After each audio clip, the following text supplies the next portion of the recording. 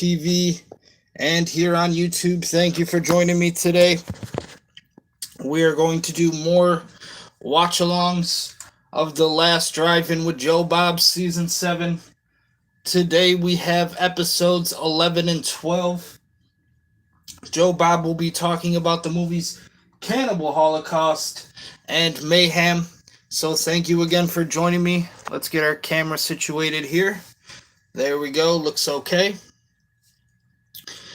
We were watching the Monday Night Football last night. The Buffalo Bills are currently 3-0. Let's switch over to the live feed here on Twitch so everybody can also see what's happening at home. And I believe it transitioned, so we are good to go. Okay. Once again, ladies and gentlemen, 24th, 2024. We just had to reconnect. There were difficulties tonight, but it is currently September 24th, 2024, about 5:11 p.m. right now. And we are also sipping on one of my favorites, the Palmer, the half and half iced tea and lemonade. So that is the drink of choice today. Like I said, this is The Last Drive-In with Joe Bob, Season 7, Episodes 11 and 12 tonight. Joe Bob will be talking about the movies Cannibal Holocaust and Mayhem. So, I hope everybody is ready for spooky season. After this watch-along, we will have just about 3 more left for the month of September. We will do episodes 13, 14, 15, and 16, and then we will end it on a grand finale with 17, 18, and 19. So a big 3-episode blowout for the final one in September. But thank you once again, guys, for joining me. Everybody watching at home, I appreciate it so much. To all of our new subscribers, all of our new viewers over on Twitch TV, means a lot to me. Ladies and gentlemen, Ghosts and Goblins, Vampires and Werewolves, let us all now get prepared for spooky season. October is right around the corner. Libra season, my season. Got a birthday coming up on the 18th of October. We are now ready to watch episodes 11 and 12 of The Last Drive-In with Joe Bob, Season 7. I will let the man, the myth, the legend now take it away.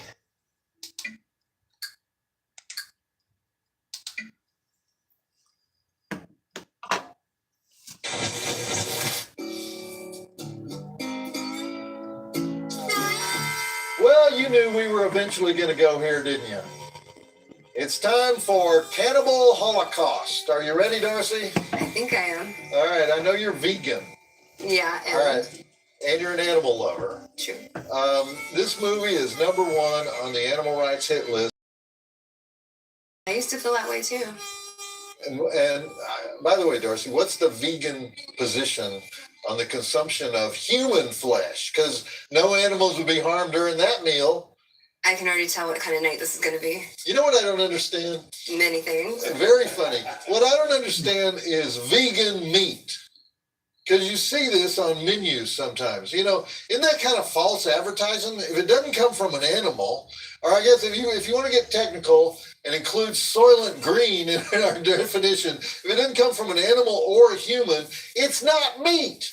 There's no such thing as plant-based meat. You know, in the state of Missouri, for example, anybody selling a product called meat that is not meat has violated laws that they have against misleading labeling, and is therefore you're subject to criminal sanctions in Missouri. A lot of vegans are unhappy about that.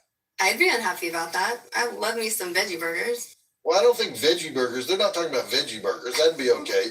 But when they say plant-based hamburger, they would not go for that in Missouri. When they say it's pepperoni pizza or flank steak or something, but there's no beef in it or pork, you know what that is? Delicious. No, that's mystery meat. Look, normally I don't like the government getting down into the nitty-gritty of commerce and telling people how to label stuff. But when you take 17 jillion companies out there that are splashing pictures of laboratory food all over the internet but calling it meatballs, you got a problem. You got makers of, fake sausage, fake steaks, fake burgers, fake tacos. They go to elaborate lengths to make it look exactly like a sausage, a steak, a burger, a taco. But all they'd have to do is invent a nonsense word like tofurkey, and everybody'd be fine with it. Why does it matter? It matters because, the taste of beefsteak in Texas or Nebraska or Missouri, that has been created by 2 centuries of breeding, making purebred herds and combining them with commercial herds and experimenting with beef and grazing land and then reseeding the pastures and veterinary care that results in the marbling effect, and the tenderness and the texture that creates a yummy response. Are you starting a rant right now? Because I can wait. Do the Cowboys get credit for that? No, they do not get credit. They were reviled as purveyors of poison. All right, you're starting a rant. There was a time 30 years ago when it seemed like the greatest enemy of the cattle industry was McDonald's, because McDonald's bought some ranch land in the Panhandle and they started experimenting with lean breeds that would presumably result in the, quote, 100% hamburger cow. They were unsuccessful, partly because a beef cow cannot be 100% anything. There are too many layers. Even in a free-range longhorn steer from the 19th century, there's never been, even if you've never crossbred it with anything, you can't get 100% hamburger cow. And then the war on meat took a really strange turn when Bess Meyerson, remember her, the Consumer Affairs Commissioner of New York City, she issued some kind of official proclamation warning the public about beef and calling for a boycott of beef. Remember that?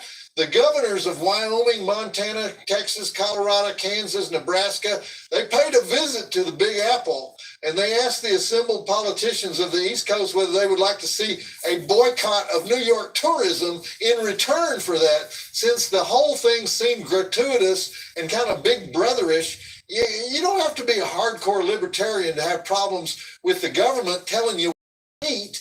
But here's my question. Why do the companies who sell not meat frankenfoods, stuff made from plant cells and or vegetable cocktails, why do they spend millions of dollars to make it look exactly like meat? Wouldn't that be a contradiction in vegetarian philosophy? Leaves the rest of my life, but I want all the leaves to look like hot dogs. Do you really want me to answer that? Yeah, I want you to answer that. Because, for example, the product called Beyond Meat, Beyond Sausage, have you ever heard of that? Beyond Meat, Beyond Sausage? It's good? It's tasty. I don't know what's in it.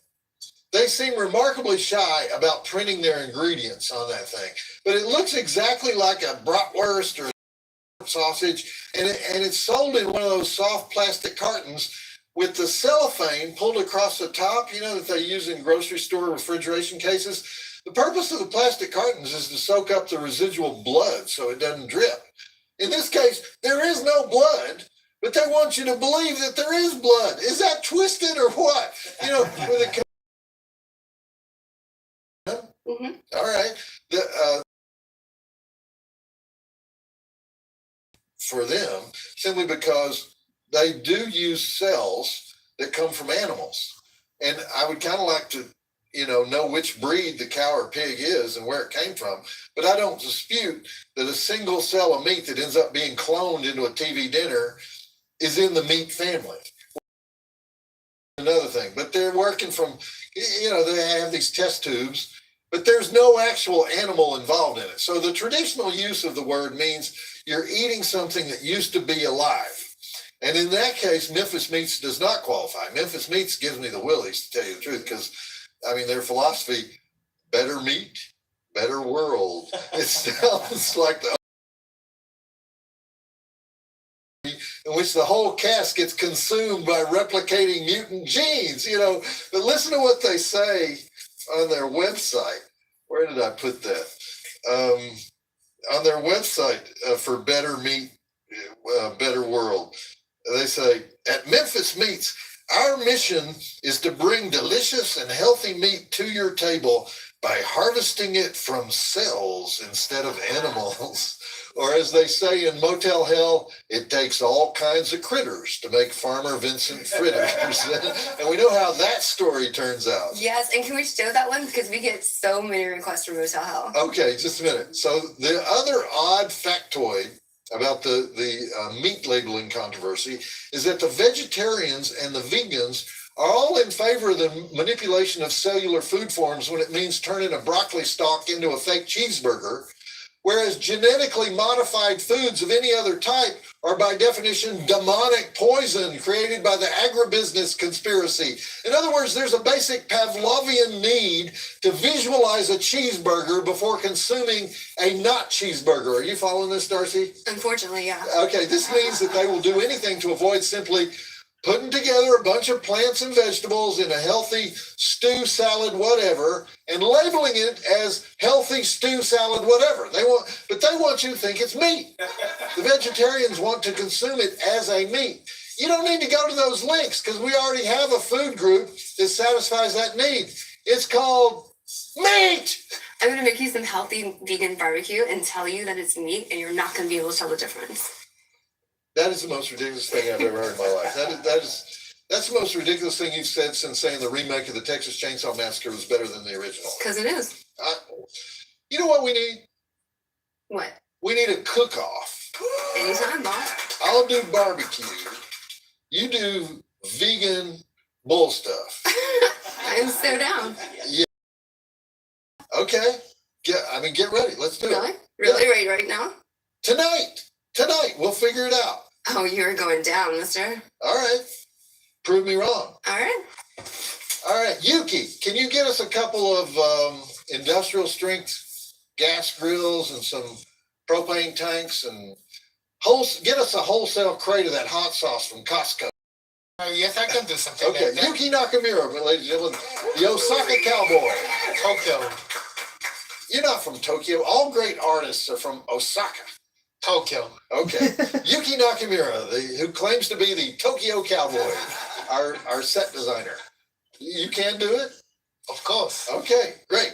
Texas versus California, meat versus vegan. We're going to prove taste superiority once and for all.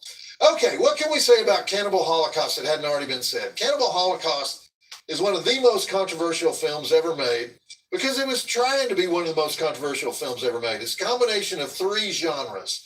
The Mondo film, which started in Italy in 1960 with the classic Mondo Cane. That's a travelogue genre that goes to exotic places around the world and captures weird rituals like, look, here's a guy sticking wooden rods through his cheeks to show obedience to the fertility god. So you combine that genre with the cannibal film, which was more or less invented by Umberto Lenzi in 1972 with Man from Deep River. And the idea of that film was, what if we did a fake travelogue Mondo film about a guy captured by cannibals in the jungle? And they made that one in Thailand, and then it was copied in various other jungles around the world. Then the third genre was the snuff film. The snuff film was an urban legend, actually. The idea was that there were these films being made in remote parts of the world that showed actual killing of human beings. And the most notorious one was Michael Finley's Snuff in 1976. Not a very good movie. It was actually a recut of this film called Slaughter about a Charles Manson-type murder cult in South America that was made in 1971. But Michael took advantage of the snuff film rumors and he renamed it Snuff, and Viola greenbacks poured into his life. Okay, so you got it. Mondo, travelogues about weird rituals. Cannibal, fake Mondos about cannibal tribes in the jungle. And Snuff, a double fake where you try to make the public believe that all the people in the film are actually being killed on camera. So actually, we have to add a fourth genre because these are also horror films for the special effects alone. So Ruggero Deodato, an Italian director who was best known for bringing, he was Roberto Rossellini's errand boy in the 60s. He comes along and he puts all four genres together and creates a new genre, the found footage film. So it did not start with Blair Witch Project. It started right there in the Amazon jungle with a bunch of lunatic Italians in the year 1979. Ruggero Deodato was attempting the ultimate exploitation gambit. He was trying to make a film so notorious that everybody would be shocked and appalled and call for the film to be banned. And they were shocked and appalled, and it gets better. They were so shocked and appalled, they brought Deodato up on murder charges in Italy. I'll tell you that story as we go along, but let's nail down those drive-in totals. We have 72 dead bodies, 74 breasts. 74 breasts. 8 peni. Hunting knife surgery. Naked stick-waving protocol. Naked cannibal warrior target practice. Ceremonial mutilation murder. Skewered muskrat. Spear to the chest, turtle evisceration with close-up turtle meat chewing, spider machete hacking, bloody foot display, cannibal on a stick, monkey brain extraction,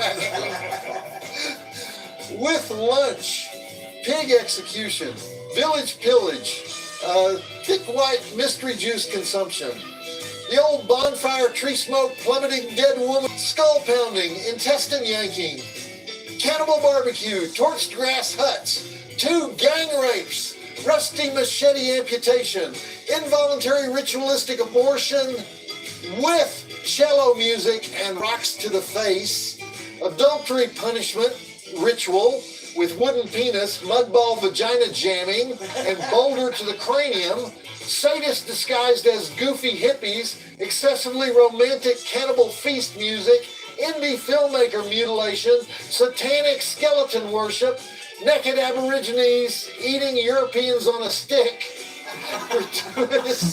gratuitous jaguar, gratuitous cannibal raper subplot, gratuitous butterfly collecting, heads roll, foot rolls, dick rolls, leech foo, spider foo, crocodile foo, snake foo, POV camera foo, firing squad foo, poison dart foo, which is no match for machine gun foo.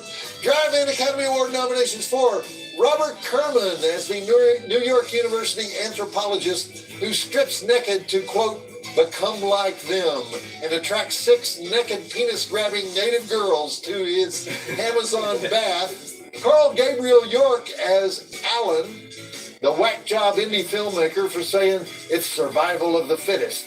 It's the daily violence of the strong overcoming the weak. Salvatore Basile as Chaco the Guide, who can identify people by the worms on the skeletal remains of their teeth. Francesca Ciardi as Faye, who likes to have sex in front of naked people around a campfire. Gianfranco Clarici, the screenwriter, for the line, the more you rape their senses, the happier they are. And Ruggero Deodato for painting the jungle red. 4 stars. No, actually, 4 stars if you like what I just said. 1 star if you're hating me right now. So, damn, this movie is rough. So 4 stars for having the balls to just make this movie. Joe Bob says, check it out. 4 stars for Cannibal Holocaust. For showing this. You cannot show this movie without people getting crazy on your ass. You know, why did they have to do that? You know, they didn't have to do that to make a movie. Ruggero Deodato, he actually has explanations for everything he did down there in the Colombian jungle. They're bullshit explanations, but he has them. There were rumors that the crew actually tasted human flesh while they were down there because, you know, they're Italian, they're foodies, they want to taste everything. Of course, an Italian would start arguing over what's the best human flesh, you know, the one with oregano or the one with Parmesan, you know, or whether French people taste better than Peruvian people, or how much hot sauce to use. I'm guessing you want some hot sauce. You want a quart of habanero with that. You know, jalapeno is not gonna handle it. But throw some ghost peppers in that skillet. And Yuki, are you getting that grill ready? We're getting everybody in the mood for grilling. Yep, ready to go. Okay.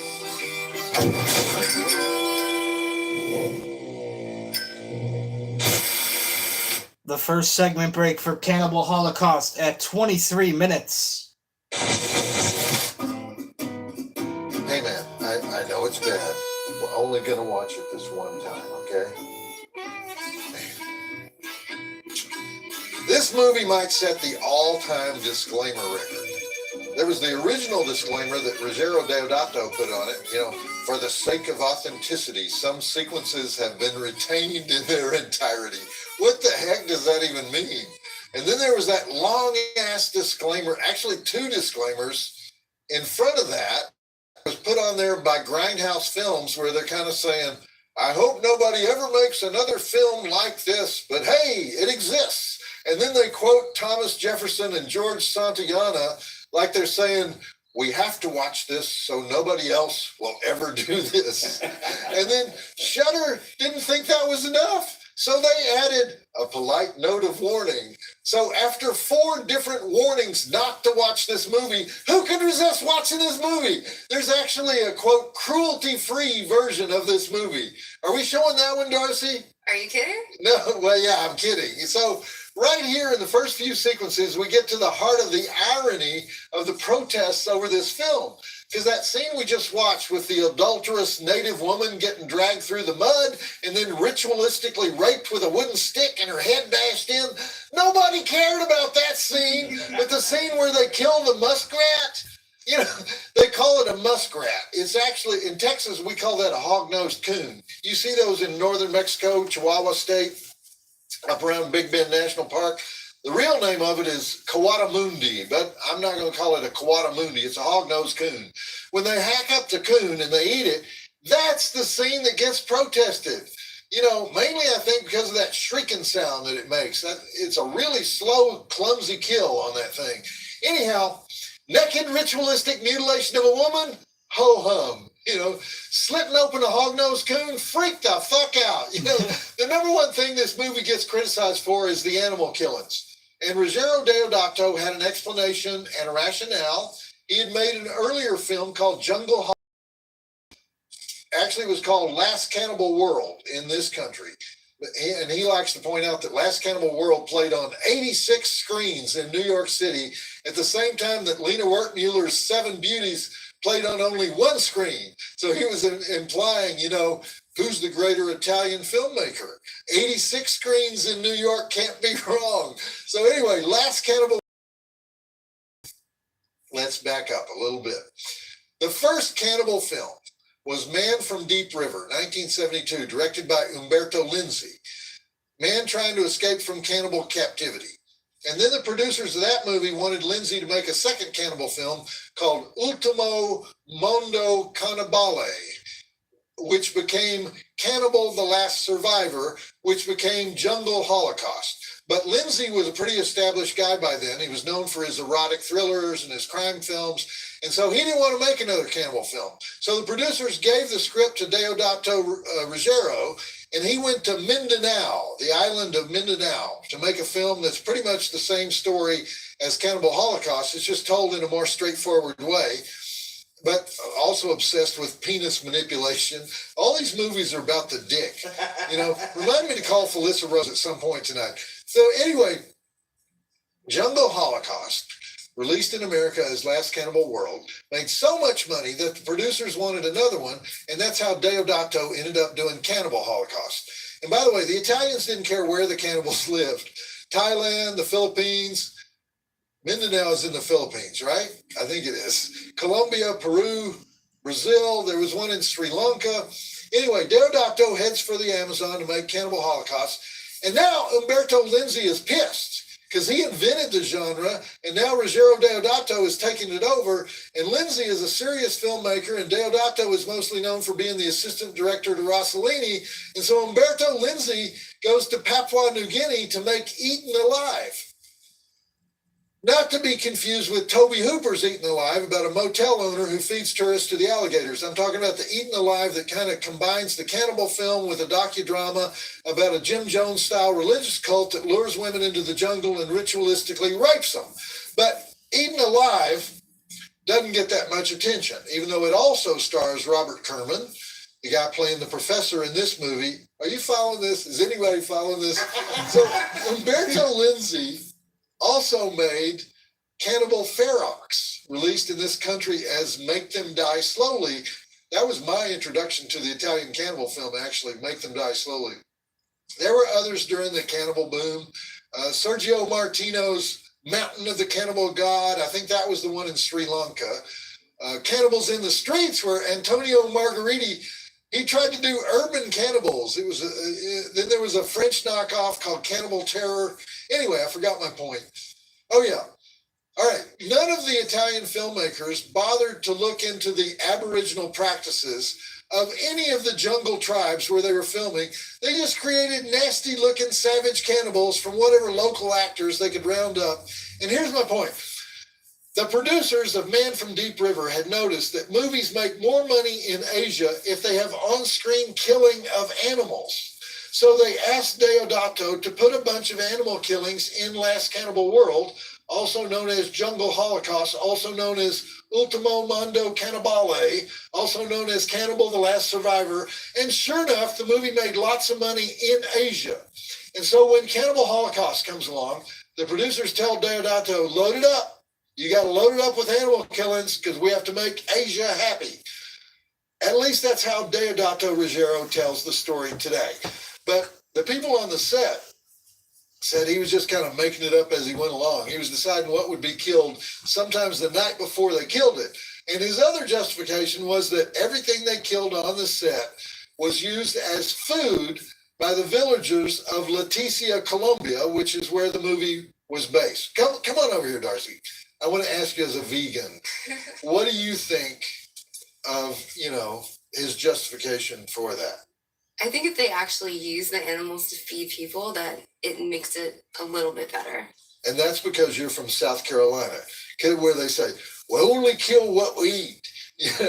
We always eat what we kill. I've heard that 97 times. So you gonna eat that skinny squirrel? Yep, gonna eat it because I killed it. So, okay, Yuki, where's my barbecue grill? What's the Japanese word for barbecue?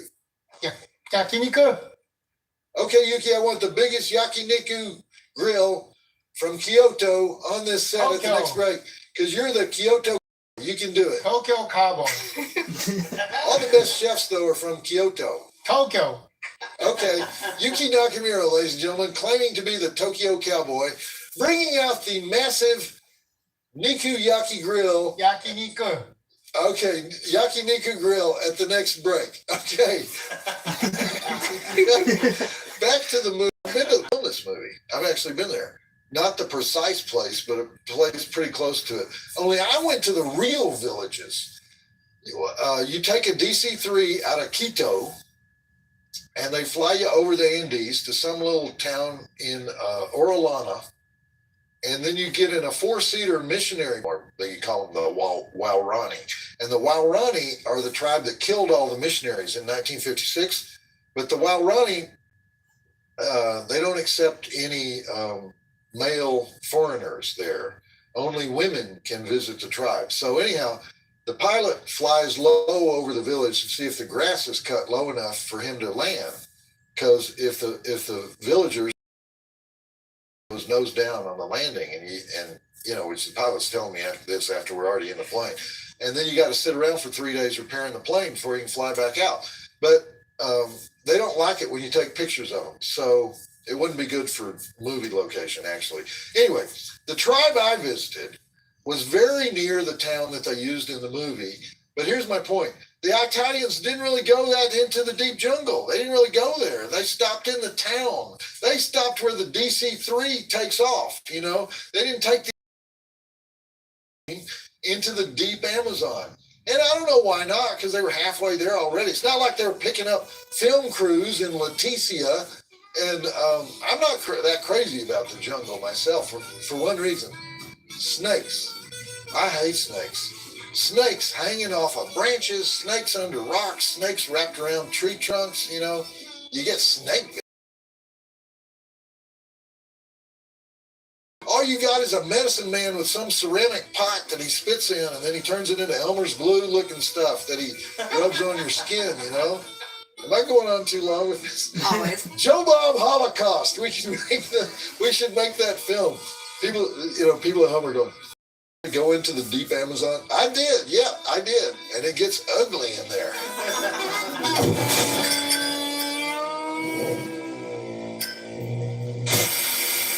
the next segment break for Cannibal Holocaust at 43 minutes.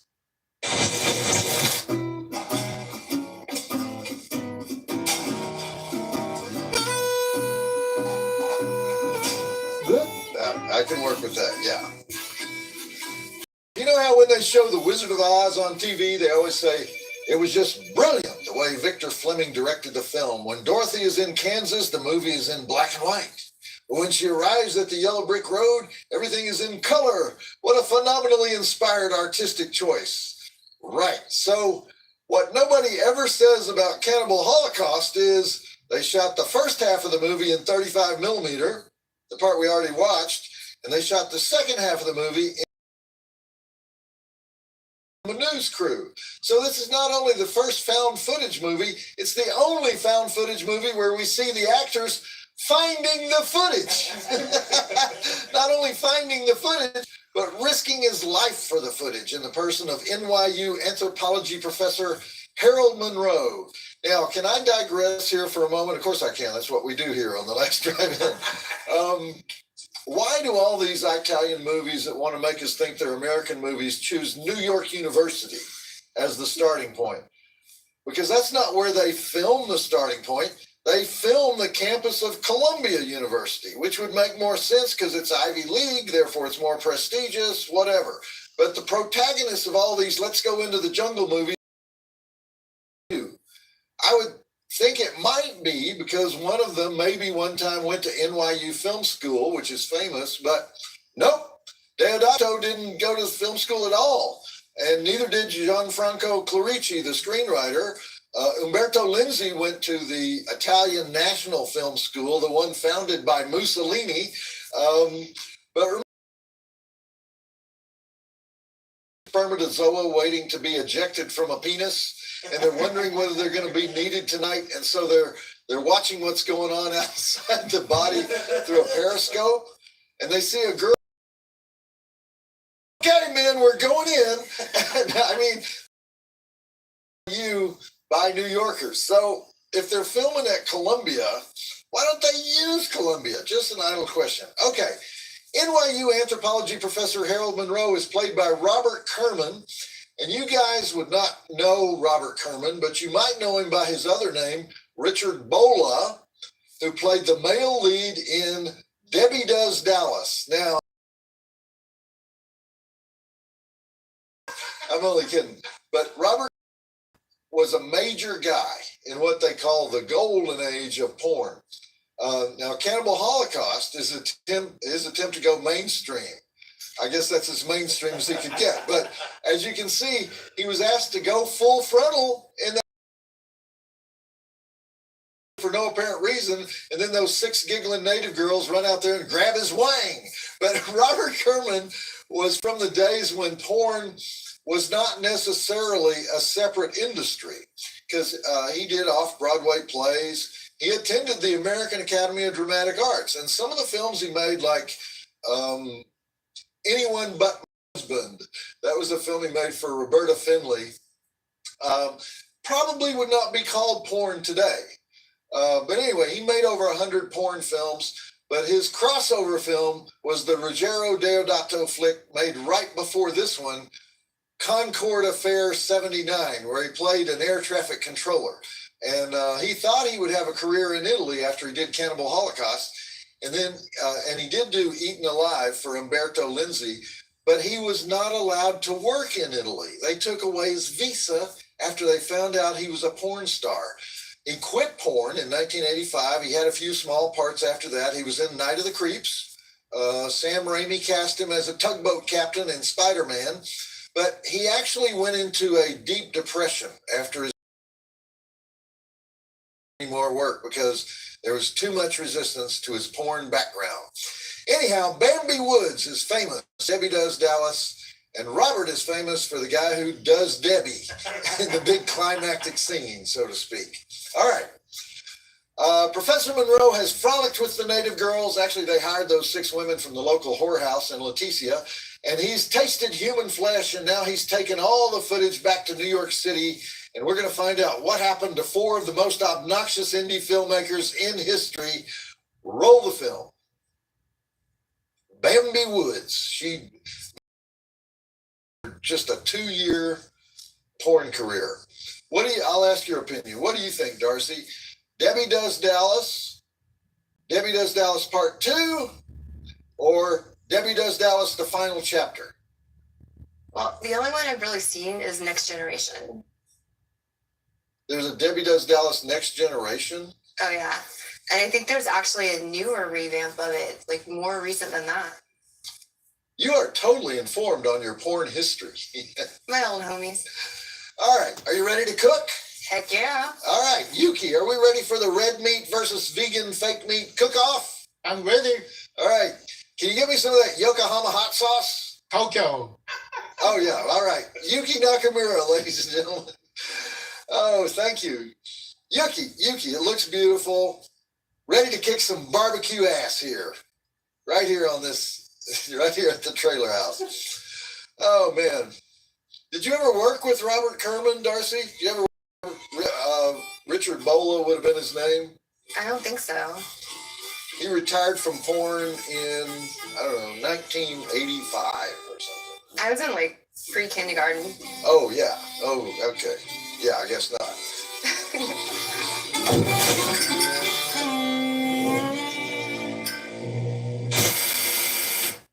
The next segment break for Cannibal Holocaust at 57 minutes.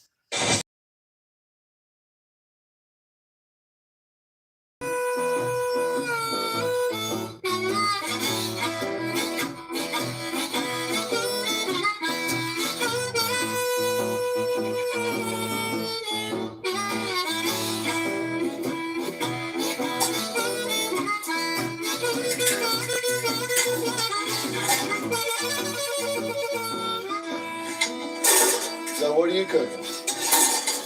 Well, I've got tofu, some veggie bacon, and I've got those seitan ribs on the way. What is that? What is seitan? It's like a meat substitute. And it's going to taste and look just like barbecued ribs. I know, but what is it? It's a meat substitute. It's been used for thousands of years in China.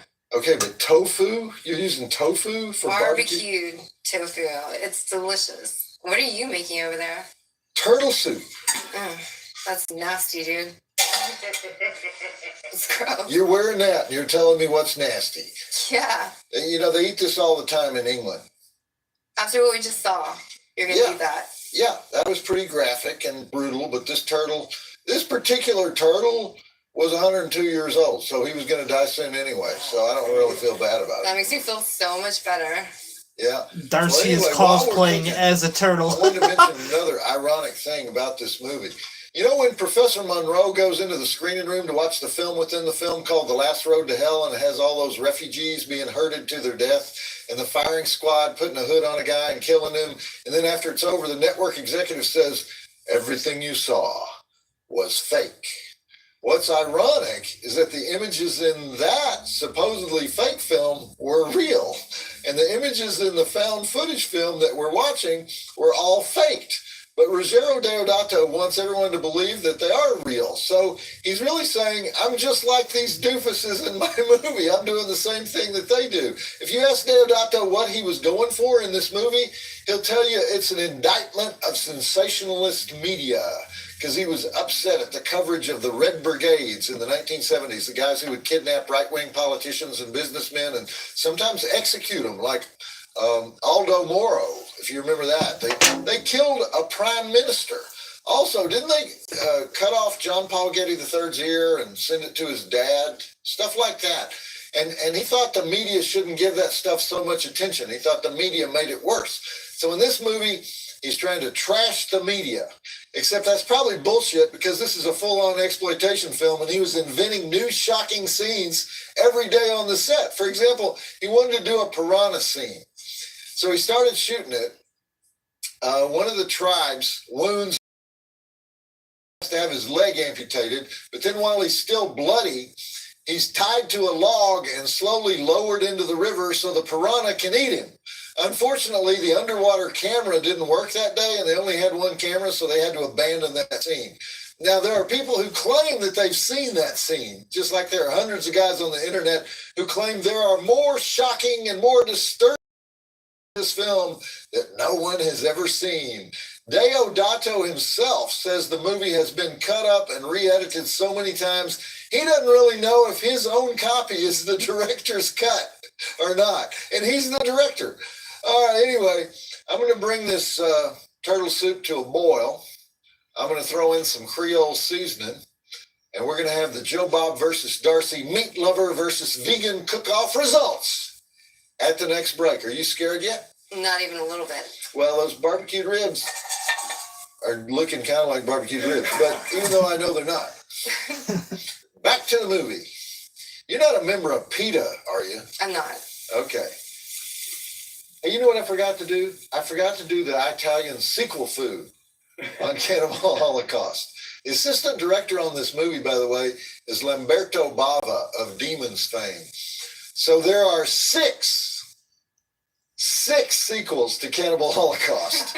None of them are authorized. The first Cannibal Holocaust 2 is actually a movie called Natura Contro about monkey hunters in the Amazon. Another Cannibal Holocaust 2 is White Slaves, Violence in the Amazon, also called the Catherine Miles story. Eaten Alive, the Umberto Lenzi film, was released in Argentina as Cannibal Holocaust 2, which must have really pissed off Umberto Lenzi. Mundo Cannibale, also called Cannibal Holocaust 2 The Beginning, didn't come out until 2003, long after the cannibal film was a dead genre. And the same year we had Cannibal Holocaust 3, Cannibal vs. Commando. So if you really want to follow the real Cannibal Holocaust story, you need to watch 4 different part 2s. And there is no tofu in the jungle, by the way. There should be.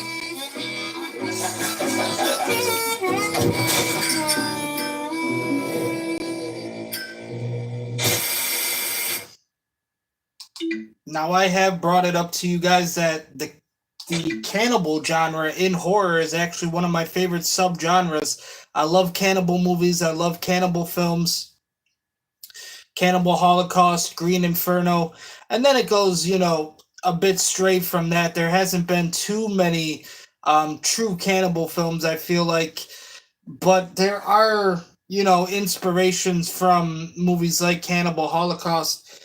And for me, it kind of is a bit of a sad thing that the subgenre of the cannibal film kind of died off around 2003. Obviously, by then, you had the slasher genre was also kind of dying off at that point, and you started to get more things like found footage and the ghost movies, the paranormal movies, and that kind of, to me, is all because of Blair Witch.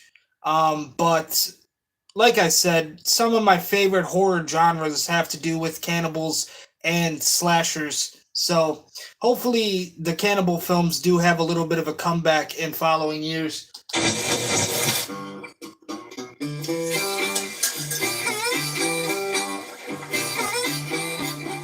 Now we have to just let these turtle guts simmer in the special chipotle sauce while I toss these muskrat sliders on the grill. So how's your vegan frankenfood coming along? I'm done.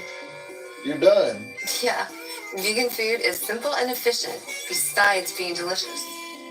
We sometimes barbecue for 48 hours in Texas over a slow burn mesquite grill. That's adorable. The more, the happier they are. Kind of sums up the whole movie, don't you think? Rogero Deodato is portraying the female TV executive as kind of a heartless ratings whore. But what is Deodato himself doing?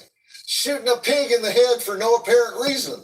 Oh man, that was so bad, but not as bad as a turtle. Well, wasn't there a scene in Apocalypse Now where there's a slow, pitiful, ritualistic killing of a water buffalo?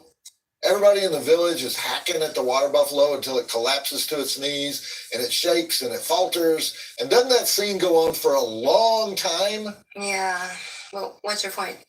Well, I don't remember anybody calling for Francis Ford Coppola in jail. They put Rogero Deodato in jail. They prosecuted him under an old law that they never used that was intended to keep bullfighting out of Italy. And they said that the animal killing in the movie was a violation of Italian law. Even though he didn't even do it in Italy, he did it in Colombia. And actually, he didn't do it. Very others did it, notably Luca Barbareschi, the guy who shoots the pig, Luca Barbareschi actually became a member of the Italian parliament. So he should have been nuking those laws. Anyway, I digress. But I wanted to ask you about the scene where Alan and Faye have brutal sex in front of the whole village. The cannibals are sitting. Carl Gabriel York, the actor who plays Alan, told a funny story about that. They had to film that scene 5 times. And after it was over, the men in the village came over to congratulate him on having sex 5 times in a row because they thought it was real sex. And of course he said, "Oh, I could have done it 15 times." So, but do you think you think that was a good job of making it look like real sex? I mean, the villagers thought it was. Yeah, well, because I know you've done those Skinamax movies where, you're faking the sex, right? Yeah, and it's like a total pain in the ass. You have to spend all day getting those shots. Really? So it's harder than real sex? I think it is, and for way less money. Very interesting. Okay. Well, our heroes are now torching villages in order to get fake documentary footage. So this is going nowhere good. Back to the movie. And also, while we're talking about double standards, isn't there a scene in Platoon where they burn a village of grass huts that looks a lot like the village in this movie? I know Oliver Stone is a fan of Cannibal Holocaust. Did Oliver Stone get hammered for that scene? No, he did not, And I forgot to talk about the music. It's hard to barbecue and host cannibalism at the same time. But Reese Ortolani did that lush romantic music that plays over the scenes of people being mutilated, beheaded, and burned alive. Very unsettling the way they do that. But Reese Ortolani scored a bunch of films for MGM in the 60s. That's mostly what he's known for in this country. But he did more than 200, including the main theme of Mondo Cane, which was covered by hundreds of superstar singers like Frank Sinatra, Ella Fitzgerald. He scored Lucio Fulci's Don't Torture a Duckling, Brother, Sun, Sister, Moon. And of course, we all remember the music from the llama orgy in Brutes and Savages. Every film needs a llama orgy. I would have cooked llama for this, but you have to marinate it for 96 hours, llama, or it's stringy. Yuki, did they eat llama in Sapporo when you were growing up? Tokyo. Llama in Tokyo? I know the Japanese have different food tastes than we do. No llama. No llama? Okay. And why? And by the way, Yuki, what are you doing? Seared Wagyu with asparagus. Kimpira gobo. Ijiki carrot salad and teriyaki tofu vegans. Wow. So now it's California versus Texas versus Japan? Is that a Ginzu you have over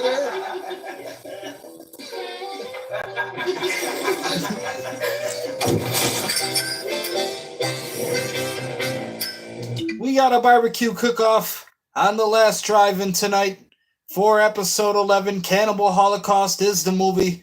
Joe Bob representing Texas, Darcy the male girl representing California and the vegans, and the chef from Tokyo, all on the cook-off tonight, the barbecue cook-off. And this is the next segment break. After the end credits, we will also find out who wins the barbecue cook-off. Will it be Joe Bob representing Texas? Will it be Darcy representing California and the vegans? Or will it be Yuki representing Tokyo and the Japans?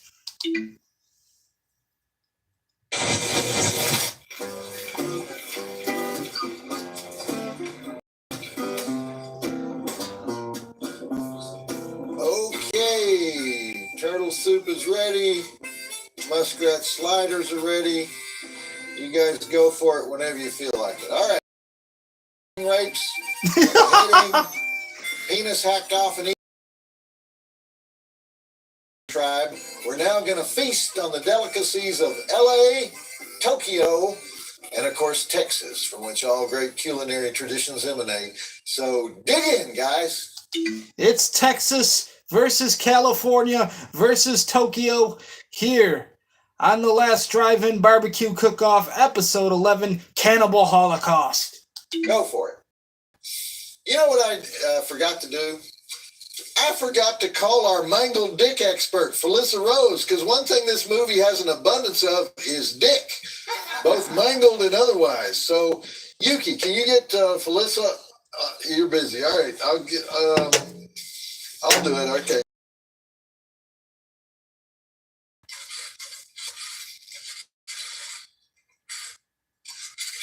We used to have her on auto dial.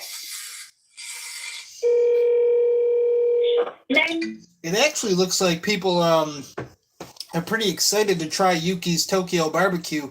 I remember, my favorite is obviously American style barbecue, but I remember growing up doing Taekwondo, and they invited me to a Korean barbecue, and I was not a fan. Okay, I did not like the Korean barbecue at all. I was expecting some kind of like American style barbecue, I think, where it was like hot dogs and hamburgers. Obviously over here in Buffalo, I do love to do my chicken wings as well.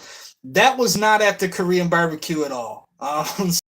It was very different experience, and I did not care for it. So Korean barbecue is probably on my low tier. I would try some Japanese barbecue, honestly. I've never also really ate like a whole lot of vegan stuff or plant-based food.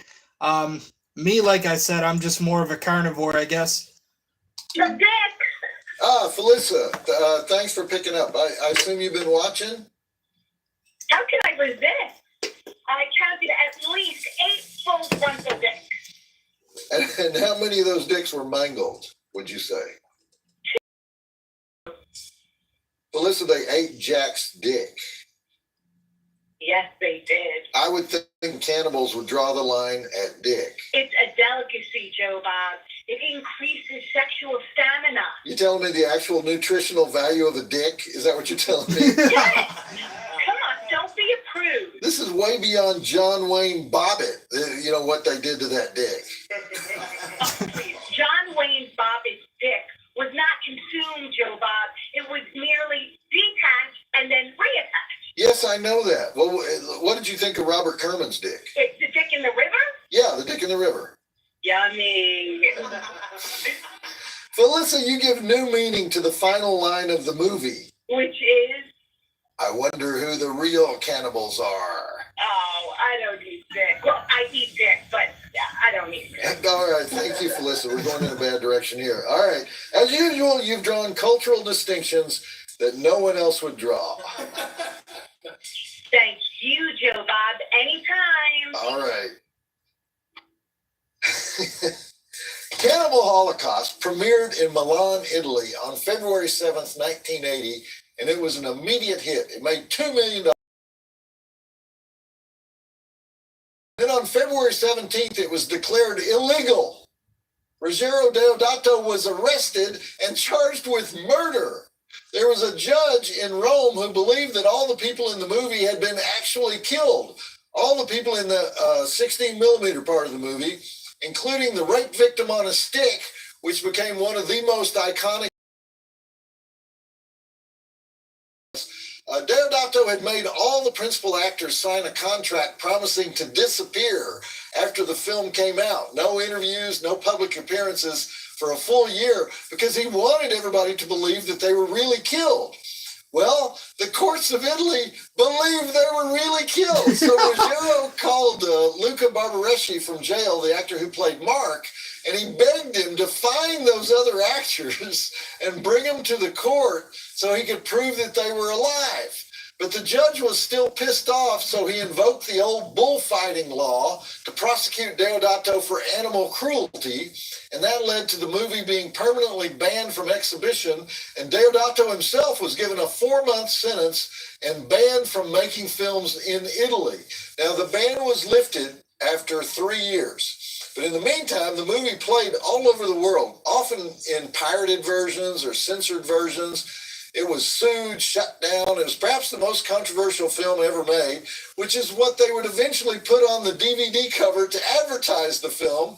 And when it was finally released in Japan in 1983, Cannibal Holocaust was the second highest grossing movie of the year. The first was E.T. So what does that say about the Japanese people, Yuki? We can watch anything. Oddly enough, Deodato made one more cannibal film. He calls it his Cannibal Trilogy, and it stars animal lover Michael Berryman as a crazed machete-wielding jungle man. Cut and Run, 1985. Richard Lynch has a cannibal army. Deodato has had to defend himself many times over the years, and he said many different things about the movie. He says he grew up on a farm where the killing of animals was commonplace. He said all the dead animals were used for food by the locals. But what's really strange is that he keeps saying that Roberto Rossellini is his mentor, and he believes in realism. He's an Italian neo-realist. But if that's true, then why didn't he get the anthropology of the film accurate? There are two tribes there called the Yakumo and the Yanomamo, which is the names they use. There are about 200 Yakumo still surviving today, but they don't look anything like the people in the film who were local residents of Leticia. They were just dressing up like cannibals for the movie. And the Yanomami actually do look like the Indians in the film with the thick bowl haircuts. And they're very interesting people. They use a lot of drugs in their rituals. They practice polygamy and polyandry, which is, a woman with a male harem. Their history is pretty violent. The latest recorded massacre in their territory is in 2012. So anyway, Doe doesn't use any of this because to him, all cannibals are alike, whether they came from South America, Malaysia, the Philippines, or some other jungle. And notice how many of the villagers have their names in the credits. 0. Mention the monkey brain scene. First of all, Deodato doesn't cop to this, but they had to kill 2 monkeys to get that scene. He didn't like the way the guy macheted the monkey the first time, so he made him do it again. But what's interesting is that the special effects guy had rigged up a fake monkey head so that they could, cut to the fake one and the actor could scoop out some fake brains. But the local actor got upset when he found out he wasn't going to get to eat the monkey brains. So they let him eat the monkey brains, and they didn't use the fake head. The actors described Deodato as a dictator on the set. They said he was constantly taking unreasonable risks. The burning village scene, he was yelling at the locals to run out of the burning huts one at a time so he could get shot inside until it was really, really dangerous to be in those flaming huts. The girl impaled on the pole in the famous shot used on the cover, she was a local girl, 14 years old, uncredited. Nobody remembers who she was. I should also mention Salvatore Basile, who played Chaco. He was the assistant director on the film. And I want to mention the costume designer, Lucia Constantine, both for her costume designs and because she was the for adultery scene, because no local woman would do that scene. So what does that tell you? And one more person, Roberto Forges Davanzati, the camera operator. He got all that 16 millimeter handheld footage, figured out the part where Alan drops the camera so we can see his death.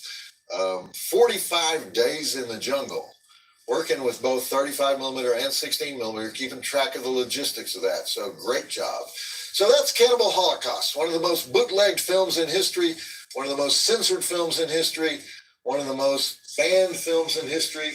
There are probably 200 different versions of it. It's been cut up so many different ways. It fueled the video nasty controversy in England. There were these movies that Recording Censorship Act of 1984, Abel Ferrara's Driller Killer, SS Experiment Love Camp, which was a Nazi exploitation film made by Italians, and Cannibal Holocaust. Those were the biggies. England started raiding video stores and confiscating the copies of those films. Anyway, I see only one way to justify the animal killings, and that's to make the cruelty of it so intense that it foreshadows the murder and pillage at the end of the movie. In other words, killing the animals is like a warm-up for raping and killing the people. So we see into the minds of the indie filmmakers, and so we're not that shocked when it turns crazy at the end. But this is not an argument that Deodato has ever made for himself. That's just my argument for it.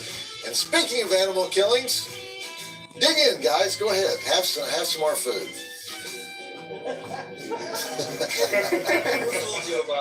All right. Watch you eat that turtle. Nobody is trying Joe Bob's barbecue.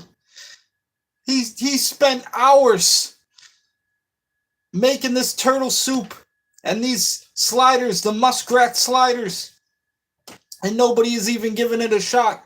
It seems like Yuki, the Japanese chef from Tokyo, has won the cook-off. I believe Darcy is in second place with her vegan tofu barbecue, and nobody is even touching Joe Bob's barbecue. The turtle soup and the muskrat sliders have failed Texas. Well, I'm dying to eat the turtle, but it's a Trinity River mud turtle, best kind of turtle. That was the Wagyu. Amazing. He got the best kind of turtle. Joe Bob went out and got the best turtle that he could find to make his turtle soup. But the crew, everybody on the last drive-in prefers Yuki's Wagyu, the Japanese Wagyu, and possibly even Darcy's tofu. How are the Seitan Satan ribs? Fantastic. Great. Why are you gloating? What is that expression? I'm not gloating. I am just waiting to watch you eat that. Did I ever tell you the one about the 3 nuns who died and went to heaven? Did you feed him that soup? So, and it looks like Yuki has won the barbecue cook-off on the last drive-in. The Japanese Wagyu reigns supreme. Yuki, the Japanese chef from Tokyo, first place. Darcy, the male girl, the vegan from California, takes second. And Joe Bob, representing Texas, comes in last with the turtle soup and the muskrat sliders. The next movie Joe Bob will be talking about on the last drive-in is called Mayhem.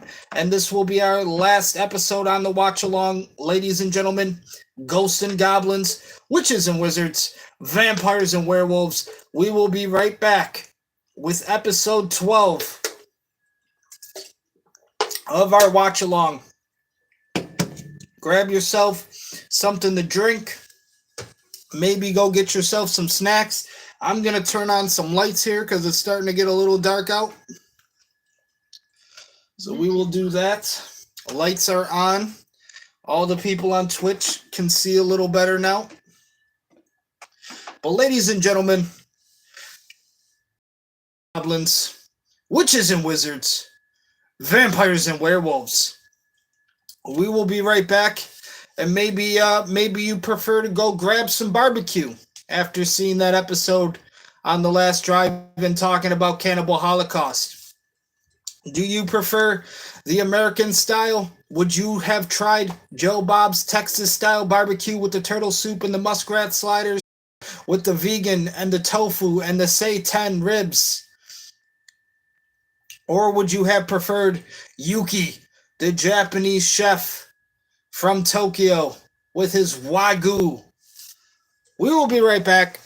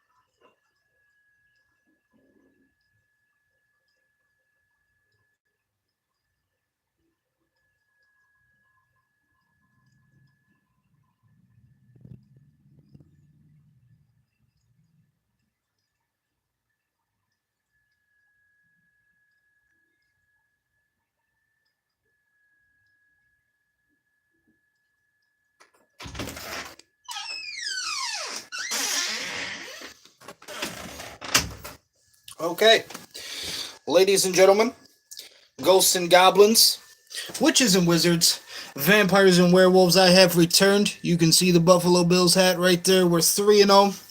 Just got done watching the Monday Night Football game yesterday. Absolutely destroyed the Jags. Sorry, Tony Khan. I apologize for the very crazy defeat. Buffalo Bills 3-0, Jacksonville Jaguars 0-3 to start the 2024 season. Beat them 47-10. 3 points away from dropping the 50 bomb. All we had to do was kick a field goal. But I'll take a 47-10 victory any fucking day of the week, ladies and gentlemen. All right. We are back with our watch along here for the last drive-in, season 7 with Joe Bob. The next movie he's going to talk about is called Mayhem. So this will be episode 12 for our last season. Or I'm sorry, season 7 of the last drive-in with Joe Bob. Episode 12 featuring the movie Mayhem. So now I will let Joe Bob, the man, the myth, the legend himself, take it away.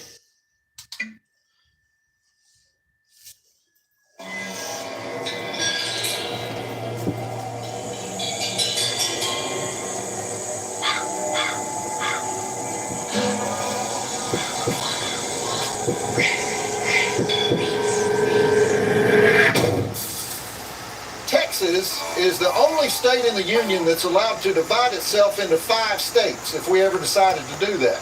But people don't like the idea because they like being the biggest state.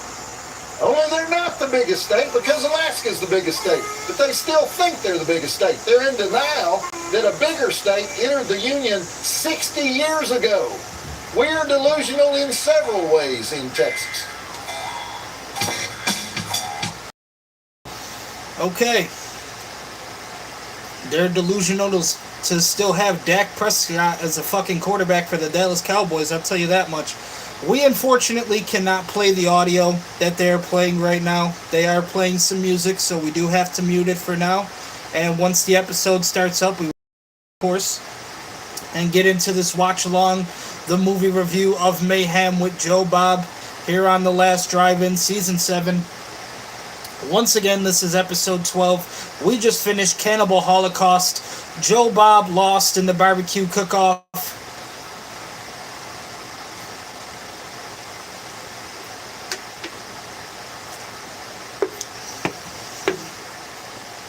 And it looks like we are ready.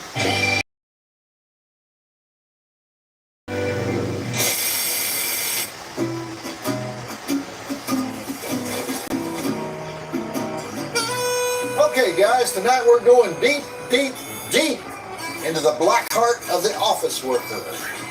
Sure, Mike Judge did it in Office Space, but did he do it with a virus raging through a 30-story office building, causing everybody to lose their inhibitions and start stapling the eyeballs of their co-workers? I think not. You know what I'm talking about. I'm talking about Mayhem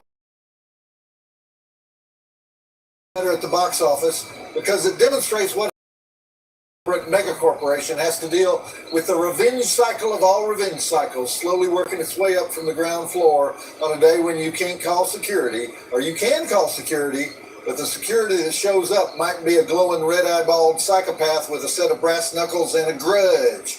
As you say during the Darcy, movie, ladies and she'll get gentlemen, the a message lovely to you, male girl or here on The more Last likely she'll just Drive-In. answer you with a barrage of emojis. You do love the emoji library, don't you, Darcy? That's true. You know what's interesting to me about office rage? I understand office rage. I started out my career working for some big media companies. And I'm still working for a giant media company, AMC Networks, office for shutters in a skyscraper in Manhattan. But what gets me is how long it takes for office rage to start percolating.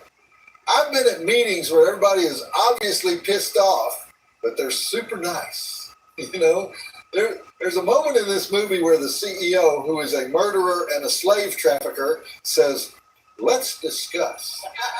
All right, let's discuss in an office always means I'm about to stick this little peckerwood back on the hamster wheel where he belongs. Anyhow, I was thinking about this in relation to China, because China is supposed to be our big future opponent in business, right? And China is just starting to build skyscrapers exactly like ours. And China is starting up all these mega corporations that have like 27 trillion employees. I mean, talk about a country where 100,000 workers in China, that's just a rounding error. They don't worry about labor. Labor is like saying, order some new paper clips. But what's interesting to me is they're communists, right? Are they still communists? You know, last time I checked, they were communists. And communists are all about the working man, right? Am I getting this wrong? The laborer, the office worker, the guy in the trenches is king, right? In communism. But Jack Ma, you know who he is? He is a superstar in business circles. Jack Ma is the founder of Alibaba over in China. Alibaba is this multinational conglomerate that, well, actually, Alibaba is the guy who says open sesame, right? In the story about the 40 thieves, you know, why would you name your company after that guy? You know, doesn't Alibaba steal all the gold from the thieves? That's a weird name for a company. Anyway, Jack Ma started this company called Alibaba, which is sort of the Chinese Google, Microsoft, and Amazon all rolled into one business. They are just huge. They're like the size of all the countries in Africa put together. In fact, if Alibaba was a country, it would have nuclear weapons. So anyhow, Jack Ma is a big believer in the 12-hour workday and the 6-day work week. I'm not exaggerating. He's basically a guy who forgot to read Charles Dickens in junior high. Jack believes the 72-hour work week makes people deliriously happy. If you don't put in that 12 hours, you don't have a chance to fall deeply in love with your lathe or your welding torch or your sewing machine, customer assistance headset. So my question is, how can you be a communist? And isn't China the biggest workers unite organization in the world? So I guess we have to take the guy at his word. You know, China must be full of insanely happy factory workers because, after all, Jack Ma only hires people who have, quote, found their passion beyond monetary gains. He actually said this. He was invited to be at one of those super panels at the Davos World Economic Forum, you know, that place in Switzerland where billionaires, benevolent they are. And if you listen to what he said, the employees should pay him to work in what he calls the 996 plan. Now, what that means is 9 a.m. to 9 p.m., 6 days a week. They actually of it, and they say, I do 996. That's like saying, I run 16Ks a year. Although something tells me that on that 7th day of Chinese leisure, nobody is training for the marathon. Why not just go for the 168-hour work week? That's what I personally believe in. Actually, I do it for tax reasons, though. I learned this from Jack Kerouac. Jack Kerouac, guy who wrote On the Road, he told the Internal Revenue Service that every single moment of his life was work, and therefore every single expense was tax deductible. So if they challenged anything, they'd write about it. Well, I happen to be the son of an IRS agent, so I know they do have a sense of humor. But in general, and this is based on meeting quite a few of them in social situations, they're not fans of irony, unconventional lifestyles, the beat poets, emulators of the beat poet lifestyle, or any of its variations since 1958. So I'm guessing that Kerouac forked over a few. Burden of proof is on them. After you take it off your taxes, they have to prove that it's not eligible. Just recently, for example, I was sitting in the Chattanooga airport waiting for a, quote, weather event to clear so that I could fly to Jackson, Mississippi for a film festival. And in the Chattanooga airport, there's really only one decent place to hang out, and it's called the Tailwinds Bar. And it's like a combination bar, hot dog stand, diner, delicatessen, coffee shop, computer Wi-Fi place. Scotch in one of those overstuffed armchairs in the Tailwinds Bar. And I struck up a conversation with the guy next to me. He was a hotel consultant from Indianapolis. And so I immediately thought, if this guy says anything halfway interesting, and I use it in an article or say something about it on TV, all this alcohol is tax deductible. So the guy says nothing very interesting, nothing I could use. Well, look what happened. I just talked about him on this show. I just made $40 right before it. So thank you, Jack Kerouac. So what's intriguing about the Jack Ma comments on his euphoric sweatshops is that the CEOs in the West didn't take advantage and chime in and pat him on the back and support him. Prada stuff is made in China. Coach is made in China. Armani, Burberry, those $5,000 purses made by Mulberry, Marc Jacobs, Dolce and Gabbana.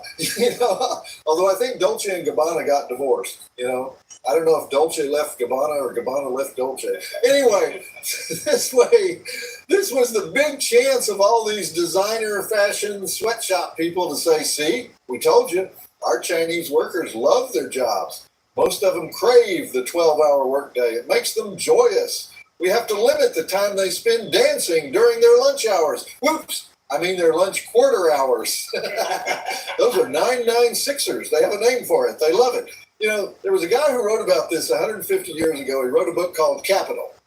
And in that book, he talked about how the businessman naturally tries to use the laborer 24 hours a day, keeps pushing and pushing and pushing to get as close to total ownership of the working day as possible. And he called that natural instinct, quote, the werewolf hunger for surplus labor, meaning the business owner will work the labor force to the brink of death. He won't kill them because he needs them to come back to work tomorrow, but to the brink of death. And that guy was Karl Marx, the original communist, right? He was talking about the cotton gins of England and Russia and the steel mills of Wales and Scotland and how they destroyed people.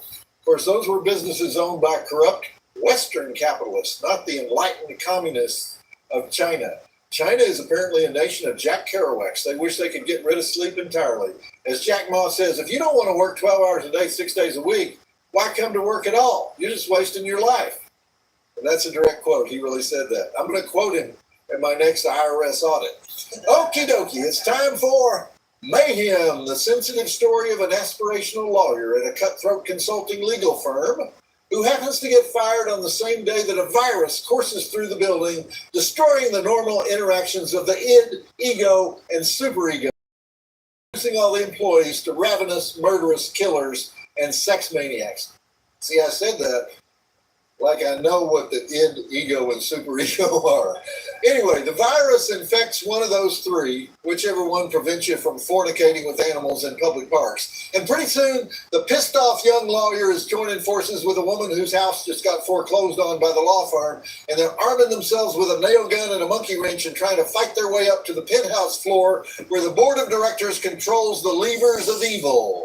It's like one of those Jack Lemmon comedies from the 60s, where Jack is trying to break free of his boring corporate environment. Only this time, he has to fight his way out with a blowtorch. Office politics on steroids. Okay, let's look at those drive-in totals and get started. We have 24 dead bodies, 4 breaths, face punching, face stabbing, neck stabbing, multiple lethal body stabbing, scissors through the hand, buzzsaw through the stomach, 1 heavy metal brawl, 1 brutal fight, video blackmail, public aardvarking, multiple fistfights, 1 spitting match, dead body kissing, mace to the mouth, broken bottle to the neck, 1 2x4 beatdown, 1 multi-story death plunge, 1 2-on-1 torture session, 2x4 nailed to the back of a skull, bonsai tree consumption, hard drive hammer destruction, fully clothed aardvarking, half-point deduction for that, voiceover foo, security guard foo, SWAT team foo, golf club foo, cocaine foo, taser foo, scissors foo, gratuitous Dave Matthews Band discussion, gratuitous SWAT team psychologist negotiator, Drive-In Academy Award nominations for Samara Weaving as the disgruntled foreclosee who says, no one raindrop thinks it causes the flood, and beats the crap out of every suit she sees. Carolyn Chikese as Kara, the coffee mug stealing office version of Mussolini, who says, too bad mommy outranks daddy, and make the fucking coffee. Stephen Brand as John Towers, the coked up maniac CEO, who says, personally, I think we should hang, draw, and quarter the little fucker, and put the fear of me in him. Mark Frost as the mentor, who says, thanks for puking in my car. And you think I like the taste of kale? Dallas Roberts as Lester McGill, head of human resources, better known as the Reaper, for saying, don't nail gun the messenger. And it really bothers me that women don't get the same treatment as men in the workplace as he kicks the crap out of a woman writhing on the floor. Stephen Yoon as the ass-kissing junior executive turned master killer, who says, I believe they dropped the ball, sir, but then they also defecated on the ball and sodomized the ball, sir. Carrie Fox as Irene Smythe, one of those badass ball-busting corporate vipers ever brought to the screen. Joe Lynch, the director, for painting the water cooler red, and Matthias Caruso, the writer, for nailing the office culture for all time. 3 stars. Joe Bob says, check it out. 3 stars for Mayhem. You know, I should know the difference between the ego, the superego, and the id. They teach you that somewhere, right?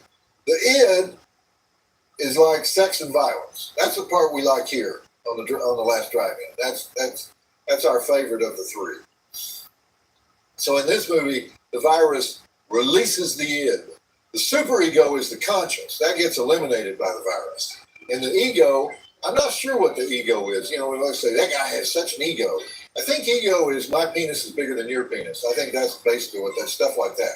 So the ego says something like that, and the id comes along and go ahead, whip out your big penis.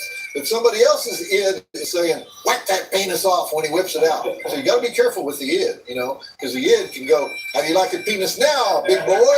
Whereas the superego is hanging back going, you guys are disgusting. You shouldn't be doing this. But nobody listens to the superego. Sum it up. You know, Freud wrote all this down. You can Google it. But I think that's basically it. Like Jack Ma, he's doing an ego thing. My company is bigger than yours. My company is bigger than all the companies. In fact, I'm going to steal all the gold out of the cave. Isn't that what happens in Alibaba? His company's named Alibaba. Alibaba steals the gold out of the cave, but he doesn't care because it's thieves' gold, so they stole it from somebody else. So his id is going, steal the gold, steal the gold. But the 40 thieves id is going, cut that guy into itty-bitty pieces. Remember how they do that? They cut up his brother or his brother-in-law. Was it his uncle? I don't really remember the 40 thief story. But you know the best part of that story? It's when Morgana does the sword dance for the last thief before she kills him. It's like a lethal lap dance. What she's doing is causing his id to go crazy. You shouldn't be ruled by your penis. But his ego is saying, I have a great penis, and I want a lap dance, and look at Morgana's Hooters. And Alibaba gets the gold. Isn't that what happens? It's something like that. That's the story.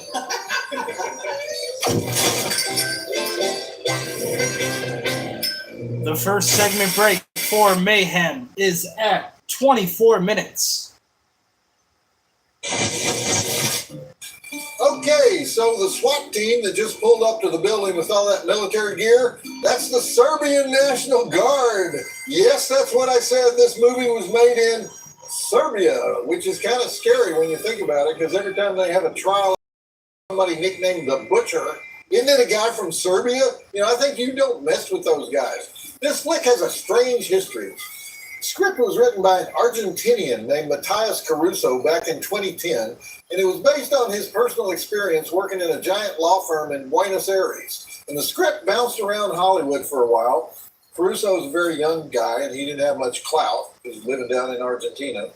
And it eventually ended up in the hands of Joe Lynch, who was a big fan of our show, big fan of Shudder. We talk to him all the time on Twitter. And Joe reads the script, and he goes, this is me. I worked in a company like that. This will be my most personal movie. He always says that when he talks about it. It's the most personal movie he's made. Meantime, it's also the most personal movie of Matthias Caruso. And I got to think it's a pretty universal idea, you know. I hate this place where I'm working. It's run by horrible people, but they reward me, so I'm going to be a dick and move up the ladder. And actually, when you think about it, Joe, not a good movie to say is personal. It means you're the dick. Anyhow, when they went out searching for the money to make the flick, they said, it's such an American story. We have to shoot it in America, which is borderline insane already because it's not American at all. It was conceived in Latin America. But that's what Joe Lynch thought. So he scouts a production deal in Pittsburgh, and they say for the amount of money he has, he can get about 15 days of shooting. And he says, ouch, I got too much action, too many complicated scenes. So he tries, I think it was New Orleans. And in New Orleans, they tell him, well, you can have 16 days here. Then he goes to Vancouver, and Vancouver tells him 18 days. Now, course, he's already outside of America in Vancouver, but that idea of being in America gradually is going away anyway. And then he gets back in touch with these guys he worked with on a previous movie he made called Everly, which was a Selma Hayek action movie about a woman who escapes sex slavery and takes out her vengeance on the Yakuza. Everly didn't do very well at the box office. People thought it was sleazy and violent, and, well, actually they liked that it was sleazy and violent. They just didn't like the story. Anyway, that film was made in Serbia.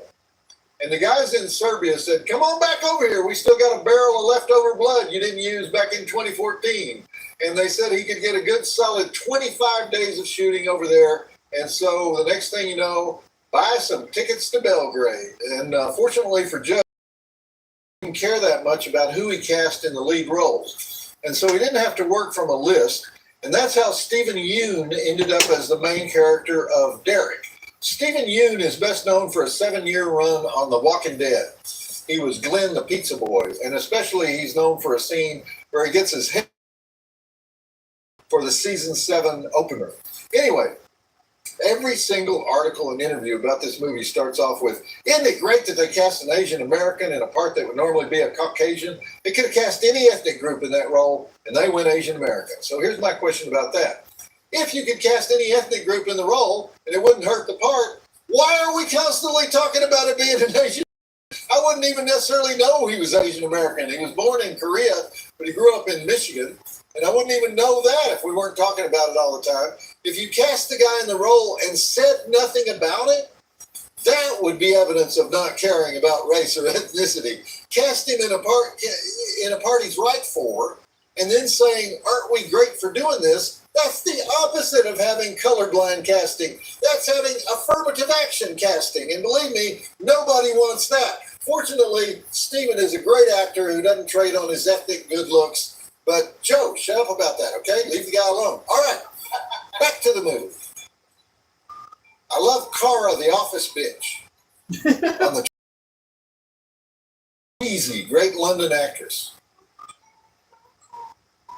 Have you ever wondered how many actors have been in The Walking Dead, if you count all the zombies? I mean, they recently completed the 1,834th episode or some damn thing. The Walking Dead, they just keep on walking, don't they? Josh Sapan is the head of AMC Networks at the conference where he said they're going to do at least 10 more years of Walking Dead. Can you believe that? And if Josh says it, I know it's true, because years ago, when Josh was head of Showtime Networks, I used to do these Emmanuel marathons. And Josh made certain that we had all the Emmanuel movies. Not just the single M Emmanuels from France, but those double M Emmanuels from Italy. Many of them starring Laura Gimser, and as opposed to original Emmanuel, Sylvia Christel. And, Josh now presides over the Walking Dead Empire. Once presided over the Emmanuel Empire. He's a completist. So if you're a zombie, he's hiring. Just like at one time, if you were a bisexual B-movie adventurous, he wanted you. Different eras, different priorities. But, damn, I kind of miss the Emmanuels, I'm basically a lesbian, but I'll probably have sex with you anyway. Wasn't that the philosophy? Make the world a better place.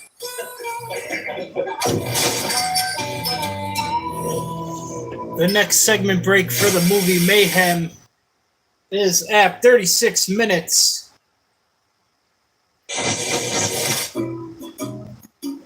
That's Stephen Brand as the vicious coke-snorting CEO, and I love that guy. Scottish actor, my people. Great things come from Scotland.